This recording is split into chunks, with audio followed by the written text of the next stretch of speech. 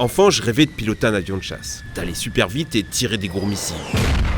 J'ai toujours cru qu'un jet c'était comme un lion, un aigle ou un T-Rex, un roi dans son domaine, le plus puissant de tous les avions. Mais est-ce que c'est vrai? Et surtout, les jets n'ayant pas toujours existé, c'était quoi l'avion le plus puissant dans le passé? Celui qu'il fallait absolument savoir piloter pour gagner les guerres. Vous allez voir, il y a des histoires incroyables. Quel est l'avion le plus craint de la Première Guerre mondiale? 1913. En pleine guerre civile mexicaine, le premier combat aérien de l'histoire a eu lieu. On est encore loin de Top Gun. Les mecs se battaient au pistolet 6 coups, fallait s'approcher au maximum de l'avion adverse, une main sur le poignet et l'autre qui essayait de viser au pistolet. C'était tellement difficile que ce jour-là, personne n'est mort. Ça devient sérieux avec la Première Guerre mondiale et l'installation de mitrailleuses. Le problème, c'était ce genre d'accident.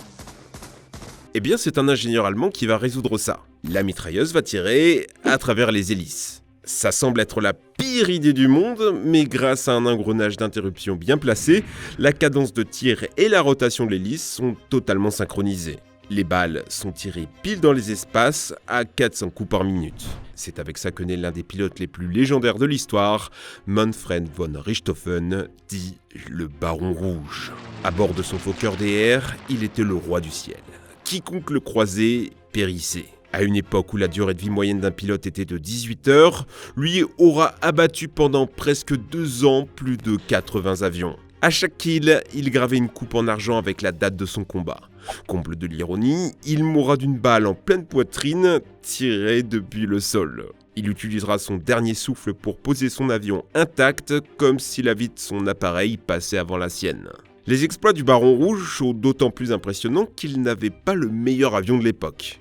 Celui-ci était français, le SPAD 13. Une capacité de piquer à plus de 450 km/h, un bijou de la technologie, adopté par les Américains, les Russes, les Italiens, mais qui paradoxalement n'était pas le plus meurtrier. Ce titre revient au Sopwith Camel britannique, qui détient le record, plus de 1300 kills en 17 mois de service. Il avait la capacité extraordinaire de faire des virages à 270 degrés, mais ça avait un prix. Des décollages en vrille qui auront tué plus de 385 jeunes pilotes. Seuls les élus pouvaient dompter cette arme. Quel est l'avion le plus craint de la Seconde Guerre mondiale? Après 14-18, toutes les armées du monde se mettent à investir massivement dans l'aviation. La grosse innovation, c'est l'abandon des moteurs rotatifs pour passer à des moteurs à piston. Des avions plus rapides, volant plus longtemps et pouvant porter des charges plus lourdes. La France aura sous-estimé cet aspect. Sur les 800 000 avions produits pendant ce conflit, elle était bonne dernière avec 1% de la production. Le résultat, vous le connaissez. Dans la première partie de la guerre, c'est clairement la Royal Air Force anglaise et la Luftwaffe allemande qui vont s'affronter pour le titre du meilleur avion. Les Allemands d'abord. Ils ont misé massivement sur le Messerschmitt Bf 109. Presque la moitié de tous leurs avions de chasse. Regardez-moi ce tueur. À ses commandes, un groupe légendaire de 105 pilotes allemands ont réussi à abattre 15 000 avions à eux tout seuls. Preuve de leur supériorité, en 1948, ces avions furent rachetés par les Israéliens. La technologie de leur pire ennemi deviendra l'arme de guerre qui construira leur nation. Face aux appareils allemands, il y avait son rival, le Spitfire anglais. C'est un avion parfait pour la défense, créé pour l'interception, capable d'effectuer des virages si serrés qu'il devient difficile de l'abattre. Messerschmitt et Spitfire croiseront le fer pendant la mythique bataille d'Angleterre en 1940. 3 mois et demi de combat où les Allemands perdirent 1700 avions, plus du double des Britanniques. Le Spitfire avait quand même un talon d'Achille, son carburateur qui avait la sale manie de se couper en plein vol, mais ça l'a pas empêché de gagner. Alors du coup, on l'a notre gagnant, un avion européen, symbole de la résistance. Non, l'avion le plus craint de la Seconde Guerre mondiale, il interviendra tout à la fin, le P-51 Mustang américain. Quel monstre! Il avait une autonomie folle, pouvant faire un Londres-Berlin sans problème. Un Américain s'était d'ailleurs pris un poteau électrique en France, lui arrachant une aile, il a réussi à rentrer à sa base en traversant la Manche. Car l'idée innovante de cet appareil, c'était de protéger au maximum ce qui coûte le plus cher, les pilotes. Le Mustang est l'avion qui a abattu le plus d'appareils allemands, près de 5000 avions pour seulement 2520 pertes. Quel est l'avion le plus craint de la guerre froide? En plein milieu de la Seconde Guerre mondiale, les Allemands ont fait une découverte qui aurait pu changer le cours de la guerre. En 1942, décolle le Messerschmitt Me 262. le premier avion à réaction fonctionnelle. Un jet moderne. Fini les hélices, place au turboréacteur. Vitesse 872 km/h. Armement 4 canons 30 mm. Face au P-51 Mustang, ça aurait été du tir au pigeon. Heureusement pour nous, l'avion arrive trop tard dans la guerre. L'Allemagne n'en produira que 1300 unités. Mais si vous voulez du sang, vous inquiétez pas, hein, les jets prendront très vite du service, car en 1950 débute la guerre de Corée. Si ça vous dit pas grand chose, dites-vous que c'est l'un des plus grands conflits aériens de tous les temps, opposant directement Américains et Soviétiques dans leurs jets flambant neufs. L'URSS communiste a des MiG-15, les États-Unis des F-86. Sur le papier, les Russes partaient gagnants. Le MiG-15 a surpris tout le monde. Son créateur, Mikoyan Gorevitch, copia les turboréacteurs anglais Rolls-Royce pour produire en masse un appareil destiné à détruire les super bombardiers américains B-29. Les précédents F-80 et F-84 américains ne pouvaient rien faire. Un pilote nord-coréen peu expérimenté pouvait leur mettre la misère. Dans ce qu'on a surnommé la MiG Alley, un endroit infesté de communistes, les Américains ne pouvaient juste plus pénétrer. Pris de panique, et ils développent en urgence le F-86. Moins maniable, mais plus robuste et stable, le F-86 est surtout piloté par les meilleurs vétérans de la Seconde Guerre mondiale. Par exemple, Edwin Aldrin, qui deviendra le deuxième homme à avoir marché sur la Lune. Rien que ça. Avec un jet, on se bat jusqu'à 3000 mètres et 700 km/h. L'objectif ? Réussir à coller son adversaire par l'arrière et le mitrailler jusqu'à ce que mort s'en suive. Le gagnant, c'est bien le meilleur pilote. Selon l'US Air Force, le F-86, c'est 791 MiG mis au tapis pour 72 pertes seulement. On est sur du 10 contre 1. C'est sur cette bataille que va se clore ce qu'on appelle communément la première génération des avions à réaction. Commence alors la deuxième, avec 3 inventions majeures. Des turboréacteurs à post-combustion qui permettent de franchir le mur du son, des radars embarqués et des missiles à tête chercheuse. L'environnement de guerre nucléaire divise les chasseurs en 2 catégories. Les chasseurs bombardiers pour l'attaque et les intercepteurs pour la défense. Encore une fois, les Russes dominent avec le MiG-21, l'avion de chasse supersonique le plus produit de tous les temps, adopté par plus de 50 pays et encore utilisé aujourd'hui en Syrie ou en Inde. Rapide, fiable, maniable et nécessitant peu d'entretien, c'est littéralement la Kalachnikov du ciel. On pourrait s'attendre qu'en milieu de guerre froide, le duel soit encore exclusivement entre URSS et USA, mais non, le grand rival du MiG-21 est français, le Mirage 3. Un intercepteur adopté par plus de 21 pays. Avec lui, les Israéliens ont anéanti toute l'armée de l'air égyptienne en seulement 3 petites heures. Les Français ont même donné chaud aux Américains. En 1996, un U-2 est venu pépouze espionner les sites nucléaires français.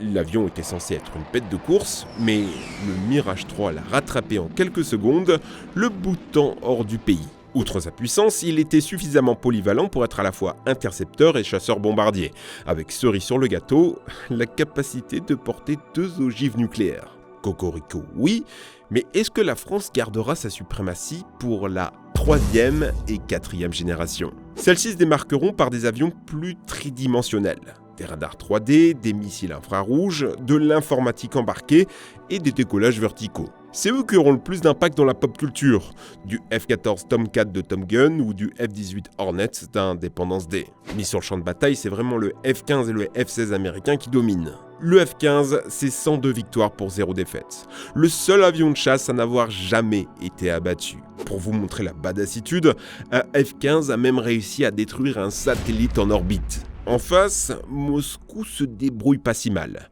Le Sukhoi Su-27 et le MiG-29 sont créés en réponse, et sur papier, ils avaient de quoi rivaliser. Mais voilà, en 1991, l'URSS jette l'éponge, c'est la fin de la guerre froide. Nos avions russes auront quand même l'occasion de se battre pendant la guerre du Kosovo, mais face aux F-15 et aux F-16 américains, la défaite a été totale. Quel est l'avion moderne le plus craint de 2021 ? Avec la fin des conflits directs entre puissances, les nouvelles générations d'avions de chasse jouent moins sur le terrain de la force brute que la furtivité, la facilité de pilotage, la longévité avec la supercroisière et la précision grâce aux outils informatiques. Il y a beaucoup de concurrence entre les pays, difficile d'identifier le meilleur, surtout qu'ils n'ont plus vraiment l'occasion de se battre en duel. Enfin, à part sur des simulations informatiques. Là-dessus, la France, avec son Rafale, sort vainqueur face à l'Eurofighter des Anglais et Allemands, un beau pied de nez au conflit précédent. Mais attention aux Russes, qui sous l'impulsion de Poutine ont bien rattrapé leur retard avec le Sukhoi 57. Regardez-moi ce monstre. Avec son revêtement composite, il est quasi invisible au radar. Niveau puissance, il nous met la pâtée. 2600 km/h de vitesse de pointe. La capacité de monter la tour Eiffel en moins d'une seconde, sans compter une puissance de feu destructrice. Ces missiles hypersoniques Kinjal peuvent parcourir jusqu'à 2000 km à 10 000 km/h. En duel, les Européens se font rouler dessus. Pour nous défendre, va falloir compter sur le monstre américain, peut-être le grand gagnant de cette vidéo, le Lockheed Martin F-22 Raptor américain. Dans toutes les simulations possibles et contre tous les avions, il gagne. 221 kills à 0. Il est tellement puissant que les Américains refusent de le vendre à l'étranger. Il est tellement cher et précieux qu'on ne le fait piloter qu'aux meilleurs, ce qui accroît d'autant plus sa dangerosité. Malgré sa suprématie, une vidéo publiée par le ministère de l'Armée de l'air française présente un exercice de combat simulé où un Rafale français réussit à mettre en échec un F-22. Les pilotes américains démentent, affirmant que sur 6 face-à-face, les F-22 étaient sortis victorieux. Ouais, espérons n'avoir à jamais testé ça en vrai. Quel sera l'avion le plus puissant de demain ? À voir les résultats des avions aujourd'hui, ça semble difficile de faire mieux. Ils sont quasi invincibles aux frontières des limites physiques, et pourtant, il y a des projets en cours. Avec le succès du F-22, les Américains se sont en effet lancés dans la conception d'un F-35, toujours par Lockheed Martin et Boeing. Bon, on va pas se mentir, c'est un échec technologique et industriel. Déjà, il s'agit du programme militaire le plus cher de l'histoire. 428 milliards de dollars. Les erreurs informatiques s'accumulent et les canons du F-35 sont si imprécis qu'un pilote a réussi à se tirer dessus lors d'un exercice. Il s'en est sorti indemne, mais la facture est salée. 2,5 millions de dollars de dégâts. Non, en fait le futur de l'aviation, ça ne sera probablement pas le F-35, mais bien les drones à intelligence artificielle. Une idée du futur partagée par Elon Musk qui considère qu'un F-35 n'aurait aucune chance face à un drone piloté par une IA. Ça se confirme sur les simulations, les meilleurs pilotes perdent systématiquement. Car un drone s'affranchit des contraintes du pilote. Pas de risque de perte humaine, pas de poids supplémentaire, pas besoin d'oxygène, de chauffage ou de verrière transparente. Et en plus, c'est beaucoup moins cher. 2 millions de dollars pour un XQ-58 Valkyrie avec des capacités proches du F-35 pour un prix divisé par 50. La pilule est difficile à avaler. Hollywood a construit la légende du pilote et il faudra dire à toute une génération qu'elle ne fera jamais comme dans Top Gun. Tom Cruise, c'est du passé, maintenant tu monitores des ordinateurs quasi invincibles. Oui, il y aura un jour où, au 14 juillet, ce sont des drones qui lâcheront les feux tricolores.